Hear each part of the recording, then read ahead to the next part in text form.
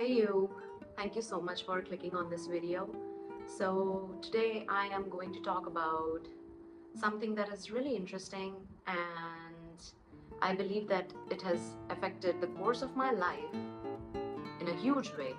And I also believe that this does affect every one of us on some level and in some way. It's not really talked about a lot, um, but I feel most of the content of my channel is going to be about stuff that is not talked about a lot. So here we go. So the subject that I'm talking about is our addiction to pain and suffering and misery, or if not addiction, then a certain level of attraction to misery and pain and suffering. And this is not something that we are really conscious of. This is something that is very intrinsic to all of us. That is what I believe. And it took me a long time to realize that I am also addicted to pain and suffering on a level. And I believe that every one of us is on some level. We just don't realize it. And by not realizing it, we start creating these circumstances for ourselves or start acting in ways and patterns that reinforce that pain and suffering in our life. After realizing that I am addicted to pain and suffering, I also realized that all my other addictions were just a reflection of this very intrinsic, this very deep-rooted addiction of pain and suffering. So all my other superficial addictions, which I developed as a result of living in a society and as a result of living in a system defined by society, was nothing but a result of my addiction to pain and suffering. And it's really interesting to see that this addiction to pain and suffering, it's not something that we acquire. It's not something that is external. It is something very intrinsic. It is something very deep rooted and programmed into our way of life, not even our core beliefs, but our way of life. And speaking of life, if you take a hard look at what life really is,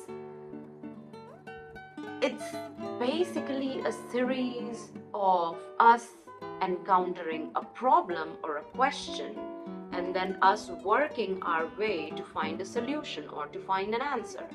And this cycle keeps repeating, us getting into a problem or getting into a question, and then us working our way through the solution, or us trying to find our way or a workaround to that problem or question. The problem can be as simple as, what I'm going to eat for breakfast today, or as complicated as finding the meaning of my life. But it's basically that. It's basically what our life is. The 80, 90 years that we live on this planet is basically us getting into a situation which is kind of like a question mark or kind of like a problem, and then us, working our way around or finding a solution or finding an answer to that question or finding a solution to that problem. That's pretty much it. I mean, I'm open to suggestions at this point. I'm open to different perspectives on life, and you can definitely drop a comment on what your perspective on life is. But speaking on a very grassroots and a very basic level, I believe that is what life really is. And so, while we're riding this wave of life where we're getting into a circumstance which is problematic or which is posing a question, and then, trying to find our way out of that problem, or finding a solution or finding an answer, something really interesting happens. Because sometimes, while riding that wave, we are unable to find an answer, or we are unable to find a solution. And we spend our time with that problem and with that question for so long that it becomes our life. It becomes a part of our life. It becomes a very intrinsic part of our life. So intrinsic that we don't even notice it anymore. Living with that problem or living with that question just becomes something that is normal, or just becomes a way of life for us, or it just becomes, something that we cannot really escape. So in a way, that problem in itself becomes a workaround or a solution, and we're fine with it apparently. And if someone or if something or if some circumstance tries to take away that problem from us, or tries to get us into a phase where that problem is not a problem anymore, that is where we want to get back to that problem, because that's what's normal for us. And that is what I think where our addiction to pain and suffering comes from, because sometimes a problem can be really painful, or a question that is unanswered can be really painful, and it can lead us to suffer for the rest of our lives. So whatever we do, whatever actions we take, our actions become very prone to create a situation or a circumstance that is problematic, because that is what we're familiar with, that is what we know, and that is what we know how to live with and how to navigate and how to accept. So whatever we do, whatever our actions are, our actions make us very prone to creating that kind of circumstances, that kind of situations wherein we feel that, okay, this is a problem that we can never get out of.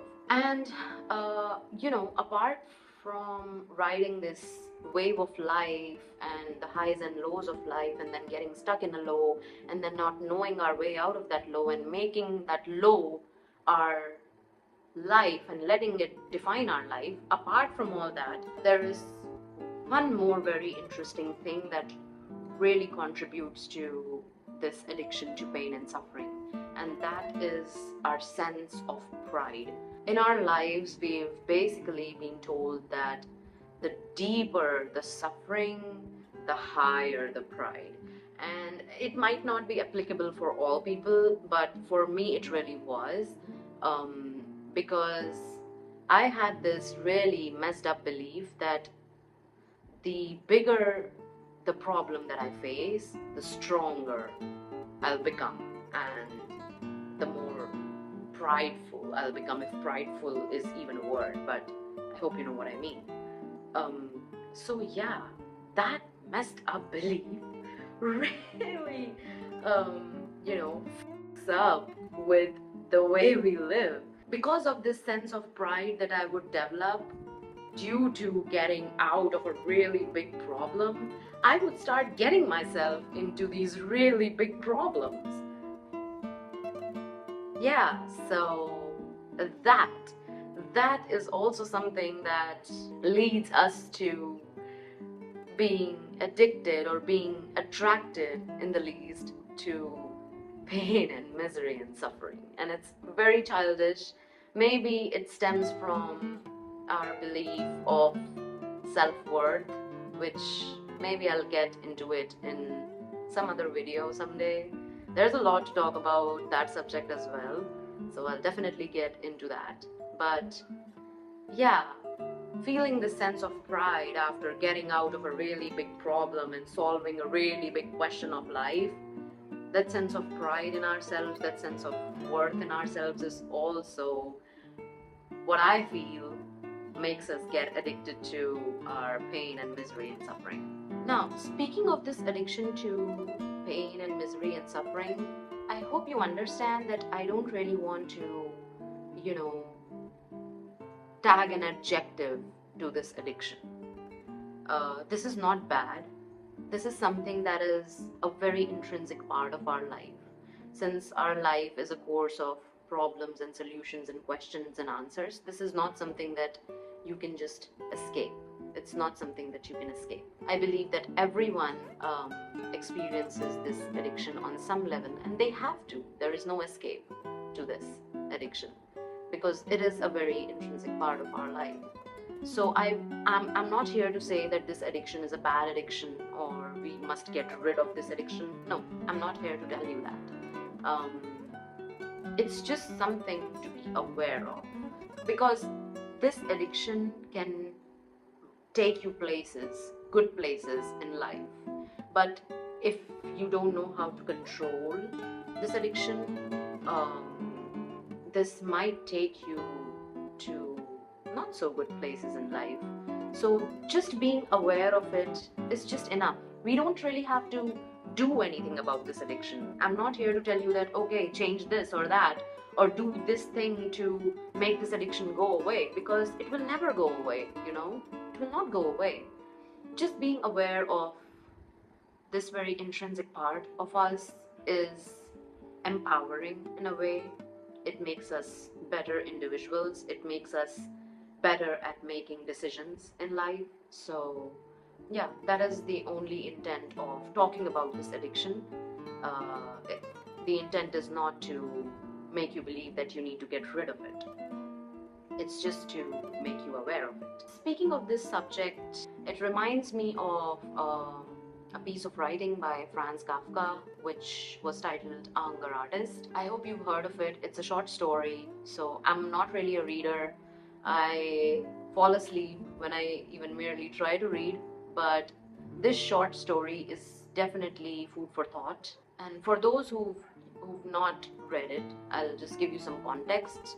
So it's about a man who, used to go on these really long fasts and keep himself in a cage and made an entire show out of it.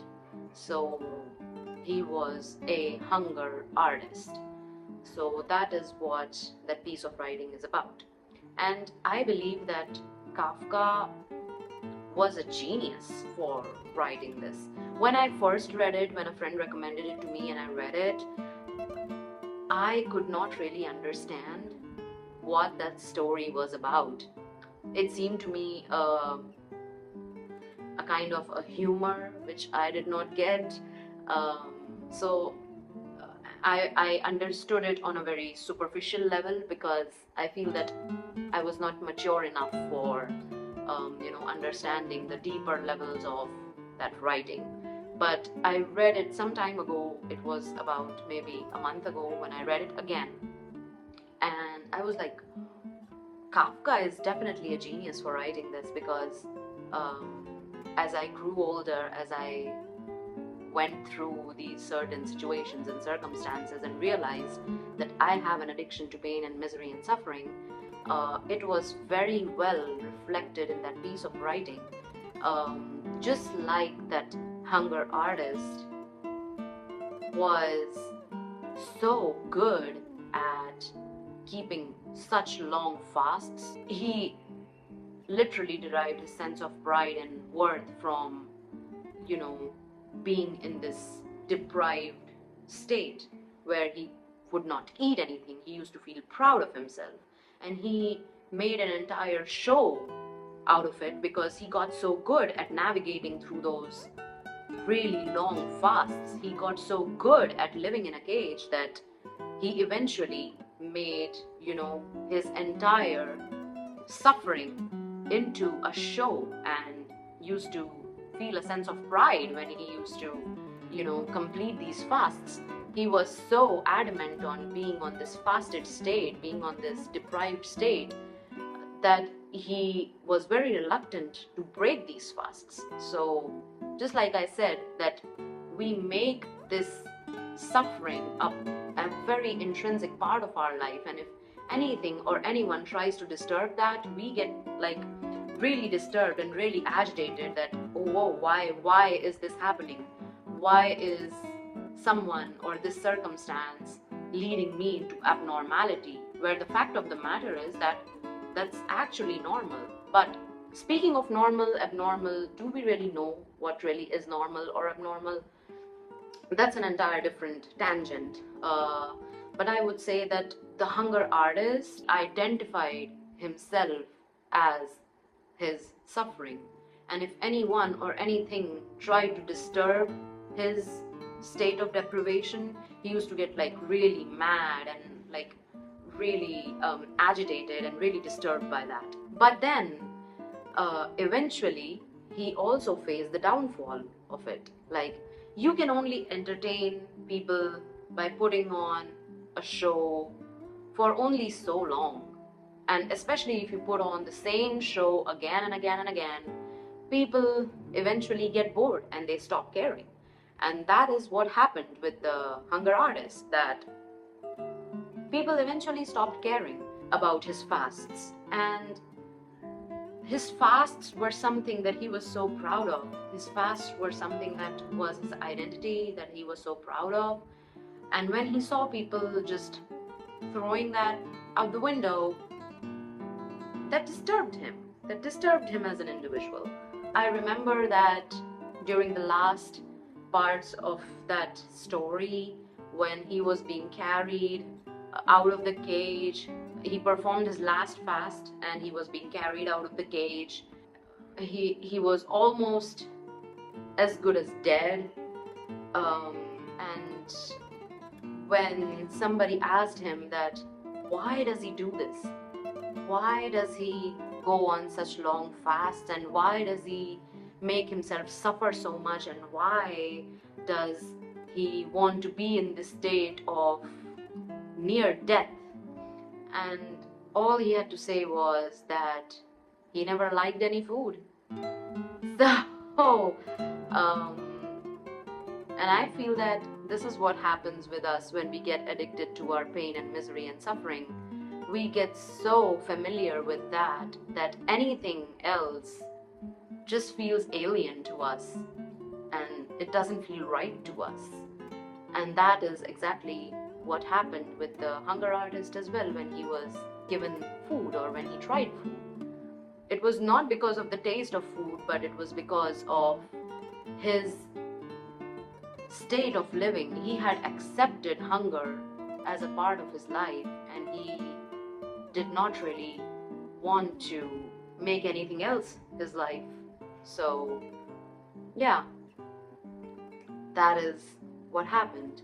And eventually, he died, and when he died, they replaced the Hunger Artist's cage with a tiger instead, which is so ironic. And maybe this is another layer to decode for me that I have not decoded yet, that why a tiger? Why that animal, Why was a Hunger Artist replaced with a tiger in the end? Why that contrast? I still need to decode that. I think it's a work of art by Franz Kafka, and it would take a certain level of wisdom and life experience to decode that entire short story. I feel that it's a brilliant story, and everyone who feels that they are addicted to their pain and misery and suffering should definitely read that short story and get some insight from it. So yeah, in a way, I think that we also imitate the Hunger Artist, where we are in love with our pain and misery and suffering and find so much pride in it. Life can be really weird sometimes, but it's good to know that it's weird. So yeah, that is it for this video. If you listen till the end, I thank you for being with me, for staying with me till the end. I would definitely like to know your opinions, your views on life and this particular subject, if you could, in the comments or maybe in the email. I hope you have a good day ahead, and till then, take care.